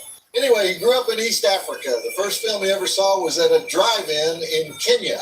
Worked extensively in the United Kingdom, and then he came to the U.S. in 2002 to star in The Scorpion King, and he's been working here ever since. He does a great American accent. Okay, those of you who are regulars at Shudder know that there are two versions of Mayhem on the service. There's the movie, and then there's the movie with the commentary track by Joe Lynch, the director, Stephen Yeun, the lead actor. So, Joe, if you're listening, the purpose of a commentary track is to talk about stuff in the movie at the exact moment you're watching that part of the movie. I think you set the world record for random comments totally divorced from any image seen on the screen at any moment during any part of the commentary track. Information about stuff we're actually watching, zero. The way it's supposed to work is chicken appears on the screen. You say, see that chicken? It's not a real chicken. It's a rubber chicken. Chicken blows up. You say, we didn't hurt any chickens. Right? That's the way it works. Otherwise, why are you talking while the movie's playing? There's a 5-minute section of that commentary track that's about how Stephen Yoon got constipated during the filming of the movie. Too much information, Joe, especially when you related the story of how much you enjoy your morning bowel movement. Intense exploration of two guys' bowel movements in the middle of the commentary track. Bad show business, Joe. Damn, that commentary track gave me the willies. Anyhow, you can see where this is going. Thanks to the spitting scene between Derek and Melanie, played by Samara Weaving, who is cast as Serbian. Samara Weaving with Rob Lowe and Danny Glover. She was in that 3 Billboards Outside Ebbing, Missouri. I hate that movie. Let's not go there. She was a child actress in Singapore, Fiji, Indonesia. She was an Australian soap opera star. See where this is going. He needs her, she needs him. They're going to kick ass together. They've both been screwed by the man, so the man has to suffer. All right. Back to the movie. The original title of this movie was Rage, which I like much better than Mayhem. You know, you think Mayhem, you think Keystone Cops. You know, that could be anything. You use that for an in the kitchen cause mayhem for Gordon Ramsay. That's like the word wacky. You know, it was a wacky movie. People use it to mean they don't know what they just saw. You know, Mayhem could be a wacky comedy. You know, you think Rage, though, you think Dirty Harry, you think Charles Bronson. This is more Dirty Harry and Charles Bronson. You know, Joe Lynch says he changed the name of the movie to Mayhem.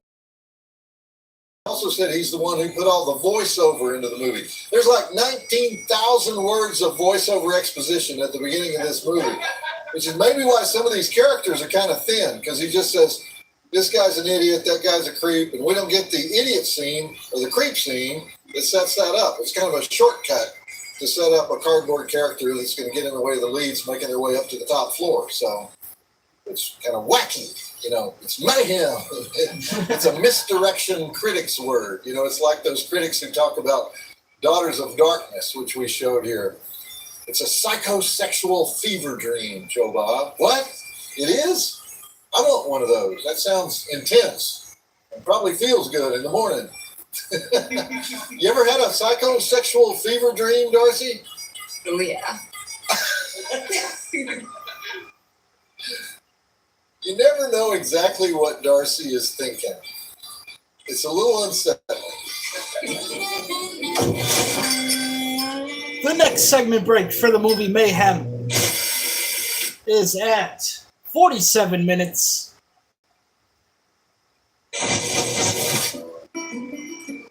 So yeah, that little fuck you movie that Derek makes for the boss and then Melanie sets something on fire. You may have noticed that in the middle background of that shot, there are 2 office workers having sex on a desk. Those were extras who were actually having sex on the desk. Apparently it was a couple, and they decided just to go for it. Because Joe Lynch was giving out directions before the scene. He said, you guys are having sex on a desk. And so she got naked, and he whipped it out, and they had sex. Okay, that's a good story to tell on the director's commentary. But then Joe goes one step too far. He tells us what the sex smelled like. Once again, Joe, too much information. We don't need to know what the smell in the room was. Knowing they were having sex is fine. There's a reason they don't do smell-o-vision with porn. Okay, so I'm digging the story arc here. They have to fight their way to the top of the building, accumulating various elevator key cards like you do in a video game. But the fighting kind of gives me a headache. And I'm the kind of guy who likes fight scenes, but like that moment when Derek gets a knife through his hand, that's a great moment. But when I was watching everything else, I was thinking, how come I never see the punches and the thrusts and the penetrations in most of the fight scenes? Like, Do we see the handsaw go into Dallas Roberts' torso? That's Dallas Roberts as the Reaper. Dallas is a Texas native who went to Juilliard and became a big shot New York theater actor. So anyway, I don't think we see the kill moment with Dallas Roberts. We don't get that satisfaction. And a lot of the fights are that way. We see the beginning of the punch. We see the result of the punch. We don't see the punch. Or is that just me? I mean, it shouldn't be that hard to show the punch, right? We need to call up Chris Jericho and have him come analyze these fights. Chris Jericho, the wrestler, is a big fan of the show. He can give us a professional view of the stuff. Shout out to Chris Jericho. Okay, let's not Fozzy. dwell on that. Let's get back to the movie. Roll it. Plus, they're in Serbia. Serbians are tough sons of bitches. They'll take those hits, you know. Serbian stuntman, ask him to drive nails through his foot. He won't care. I mean, he should have made Passion of the Christ in Serbia. The guy that played Jesus would have let him nail his ass to the cross, you know, like those guys in the Philippines. They do that in the Philippines every year. There's always a few guys who actually do get nailed to a cross just for the symbolism. And they're happy. They're proud of it. Same thing in Belgrade. It's no Manila, you know, but close. So you shouldn't be faking any physical stuff in Serbia because there's some guy named Milos standing nearby who will just, you know, let you break his knees with a hammer, whatever. Thank you for the work.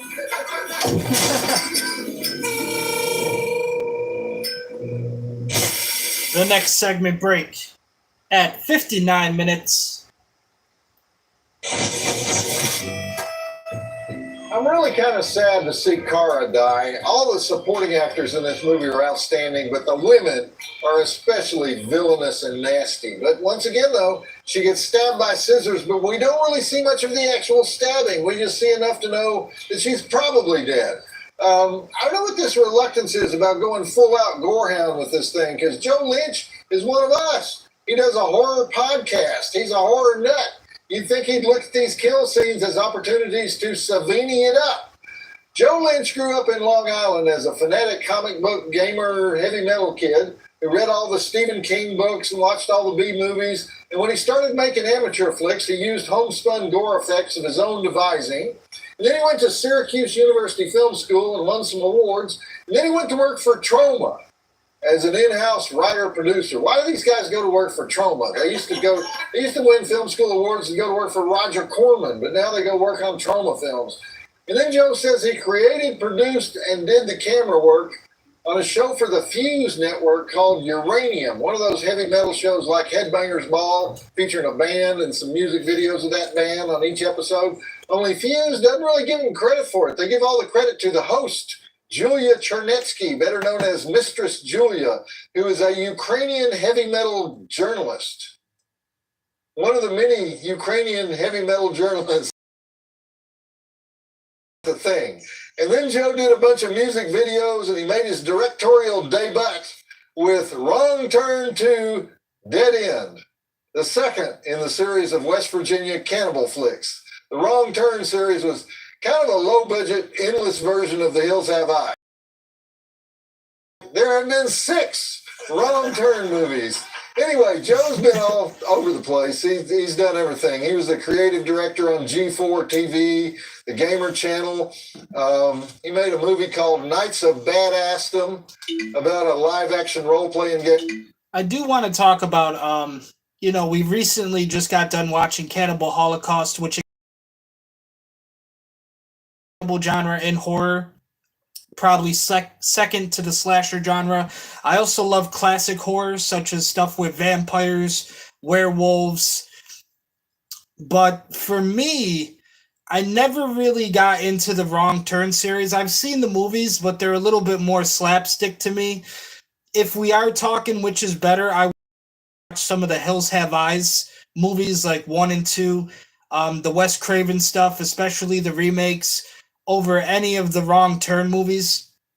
But again, for me, it goes usually slasher genre, cannibal. I love the classic stuff, vampires, werewolves, witches. I love that kind of horror. I really love the stuff when it's, like how American Horror Story will always do like a different gimmick every season. I love stuff like that.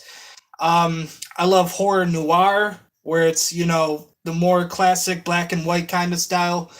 But I would definitely prefer the Hills Have Eyes movies over any of the Wrong Turn stuff. Game that ends badly.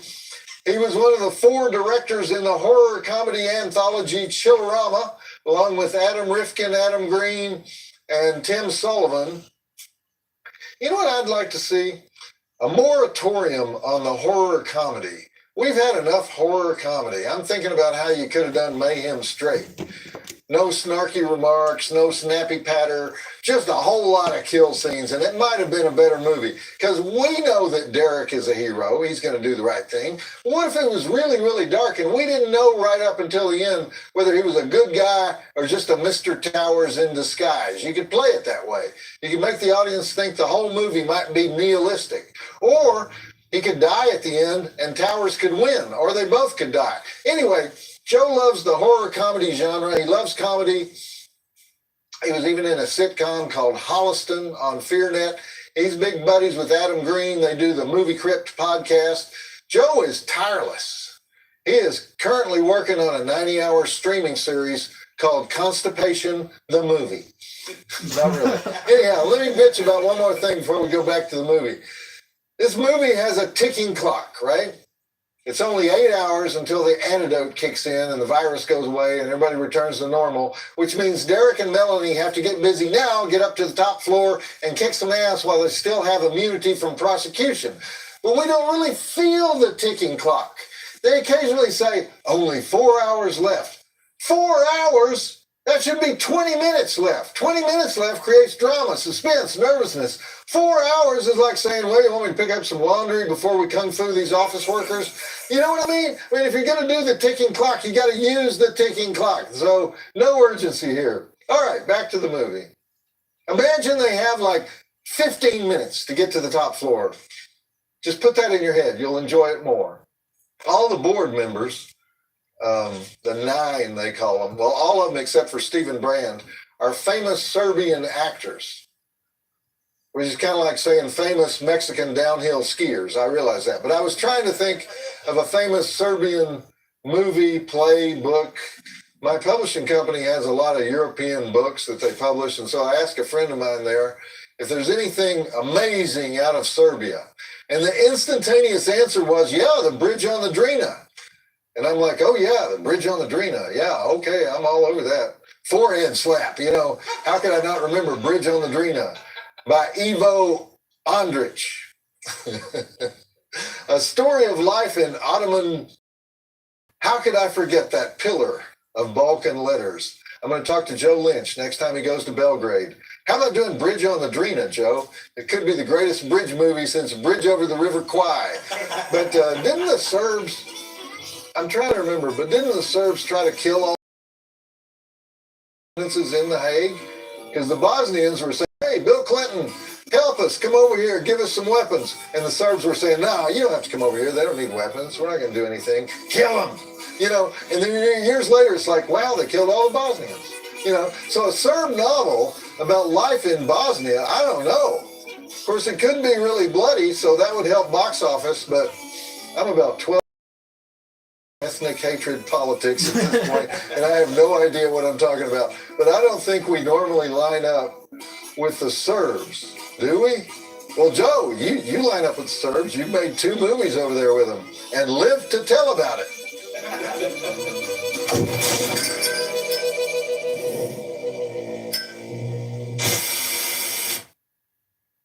Next segment break an hour, 14 minutes. Okay, so Derek and Melanie are both infected. They have no super ego. They're all id. And they finally get to this point where they want to aardvark like barnyard animals. And they keep their clothes on. If this virus is so gnarly, wouldn't they be ripping each other's clothes off and ripping other people's clothes off too? I mean, how can the sex be that lame when 3 segments ago we had extras having real sex in the background? But this whole section, in my opinion, is redeemed by the performance of Carrie Fox as Irene Smythe. You want her to die so bad?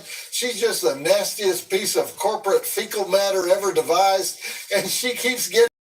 Carrie Fox, that actress, is from New Zealand. She works all the time. And by the way, the guy with the brass knuckles, they call him the Bull in the movie. That's Andre Eriksson, a Norwegian actor who's played a lot of Vikings in his career, because I guess in Norway, that's what you do. But when they were choreographing the fight, boo-boo, and he slammed Stephen Yoon down on the hard floor instead of the beanbag like he was supposed to, creating a tense moment for Joe Lynch, who you just saw, by the way. That's him in the role of Ray, the unhinged IT guy who tricks Irene Smythe into coming downstairs. All right. In the latest twist, Derek has betrayed back, setting up the thrilling conclusion to Mayhem. Roll the film. Mace to the mouth. That's a new one. I've never seen that in a film, so kudos for that. If you look into the subtext of this movie, the theory of it is that everybody who works at a company like this deserves to die. Everybody except Evan, the guy who gets pissed on by Stephen Brand. It was actually Stephen Brand's stunt double who got pissed on. And I guess the Joe Lynch character. You know, I keep talking about Joe. He's always on our Twitter. Darcy, come over here a minute. Is Joe watching the show? Oh, yeah. Yeah. I didn't want to interrupt you a little while ago, but I have Darcy, to tell ladies you, and I gentlemen, love the Wrong lovely Turn male too. girl. And the whole Wrong Turn series, actually. Yeah.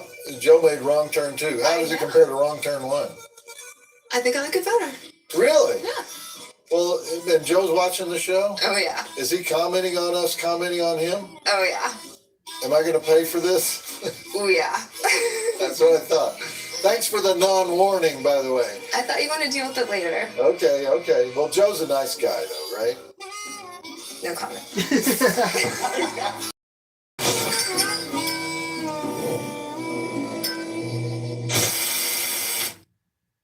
And this is after the end credits for the movie Mayhem. Okay, a fairly satisfying ending, except for the painting class. All this leads to taking some art courses. Are you kidding me? That's the lesson. Get out of corporate America, get some old Bob Ross videos and start blending some watercolors. And they even make it explicit in the voiceover. I didn't have the job had me. And paint your own path to success and work, love, and life before it's too fucking late. The movie has an actual stated moral. Joe. You need to lighten up on Joe. Oh, wow. Okay, good. Okay, hi, Samara. That is not a nail gun, however. Yeah, that's all Yuki had available. All right. Got it. Joe It's a loves stapler. us, though. Joe loves us. He asked Used us to to. show this movie. You know, another thing, Irene Smythe is so hateful, and we want her to die so bad, and she dies off camera. Once again, didn't you want to see that club go through her skull? I think they were going for more of a cartoon effect. Well, they succeeded with that. But anyway, what did you think of the movie? It was fun. It was better than the Velcro experiment. The Velcro experiment was very dark, and you actually didn't even talk about it. No, I guess I should have, because they came out around the same time. Velcro came out first, but Mayhem has more energy and style. It's like the fun version of Velcro. I think it's kind of like Fight Club fan fiction for 8th graders. Fight Club fan fiction? For 8th graders. All right, that's actually a damn good way to describe it. Thank you. And both leads are great, but Samara Weaving, she was really good. Yeah, she should become a genre icon. She's becoming one, I think, because she's in that horror comedy Ready or Not, Oh my god, it's so good. and it looks like she's already famous because you're cosplaying her. I love her. All right, I like your enthusiasm. What you got for me though? I have another Silver Bolo Award for my podcast of the week. Silver is? Bolo A show Award. called Witchfinger at witchfinger.com. Okay, when I think of Witchfinger, I think of the crooked finger of the Wicked Witch of the West or something like that. And that has nothing to do with it. Okay, what is it then? First of all, it's that rare all-female horror podcast. Which I know is important to you. What's important to me? The sisterhood thing. You like that? Okay, you always say that. It's just that girls have more obstacles than boys. Okay, well, let's not go there. They do go on tangents, but that's part of the dreamy Jeffrey Combs is. Okay, well, I guess the dreaminess of Jeffrey Combs is something that would never come up in an all-male That's a podcast. shame. I hereby give them the Silver Bolo seal of approval. And here is the Silver Bolo. Genuine silver, as you can tell.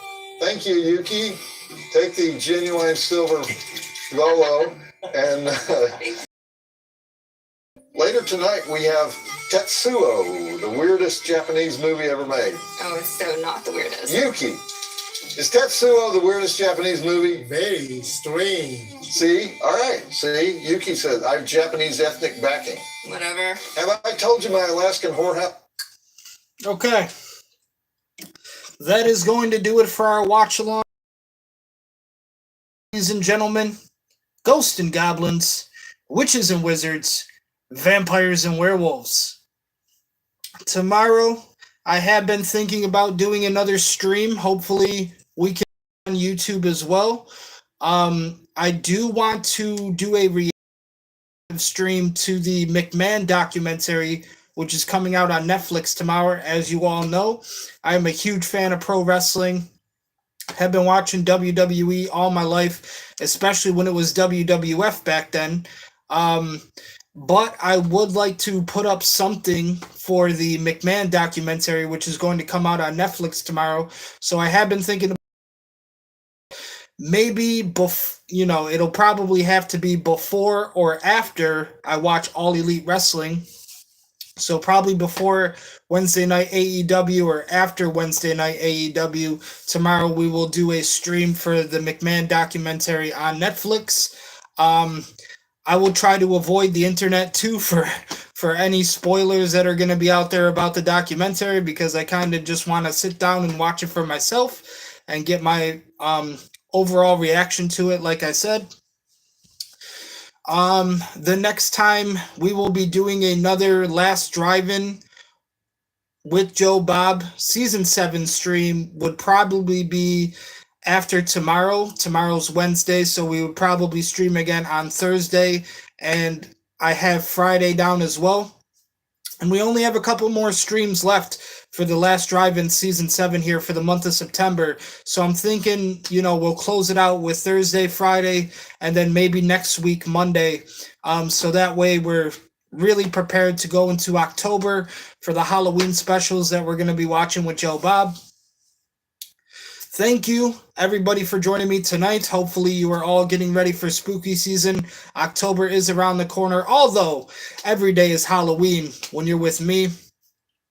Thank you so much again for watching and being here with me tonight. We got to see Joe Bob pretty much talk about Cannibal Holocaust and the movie Mayhem. So those were episodes 11 and 12 for the Last Drive-In season 7 for our watch-alongs tonight. Thank you again. Ladies and gentlemen, ghosts and goblins, witches and wizards, vampires and werewolves. Until next time, peace, God.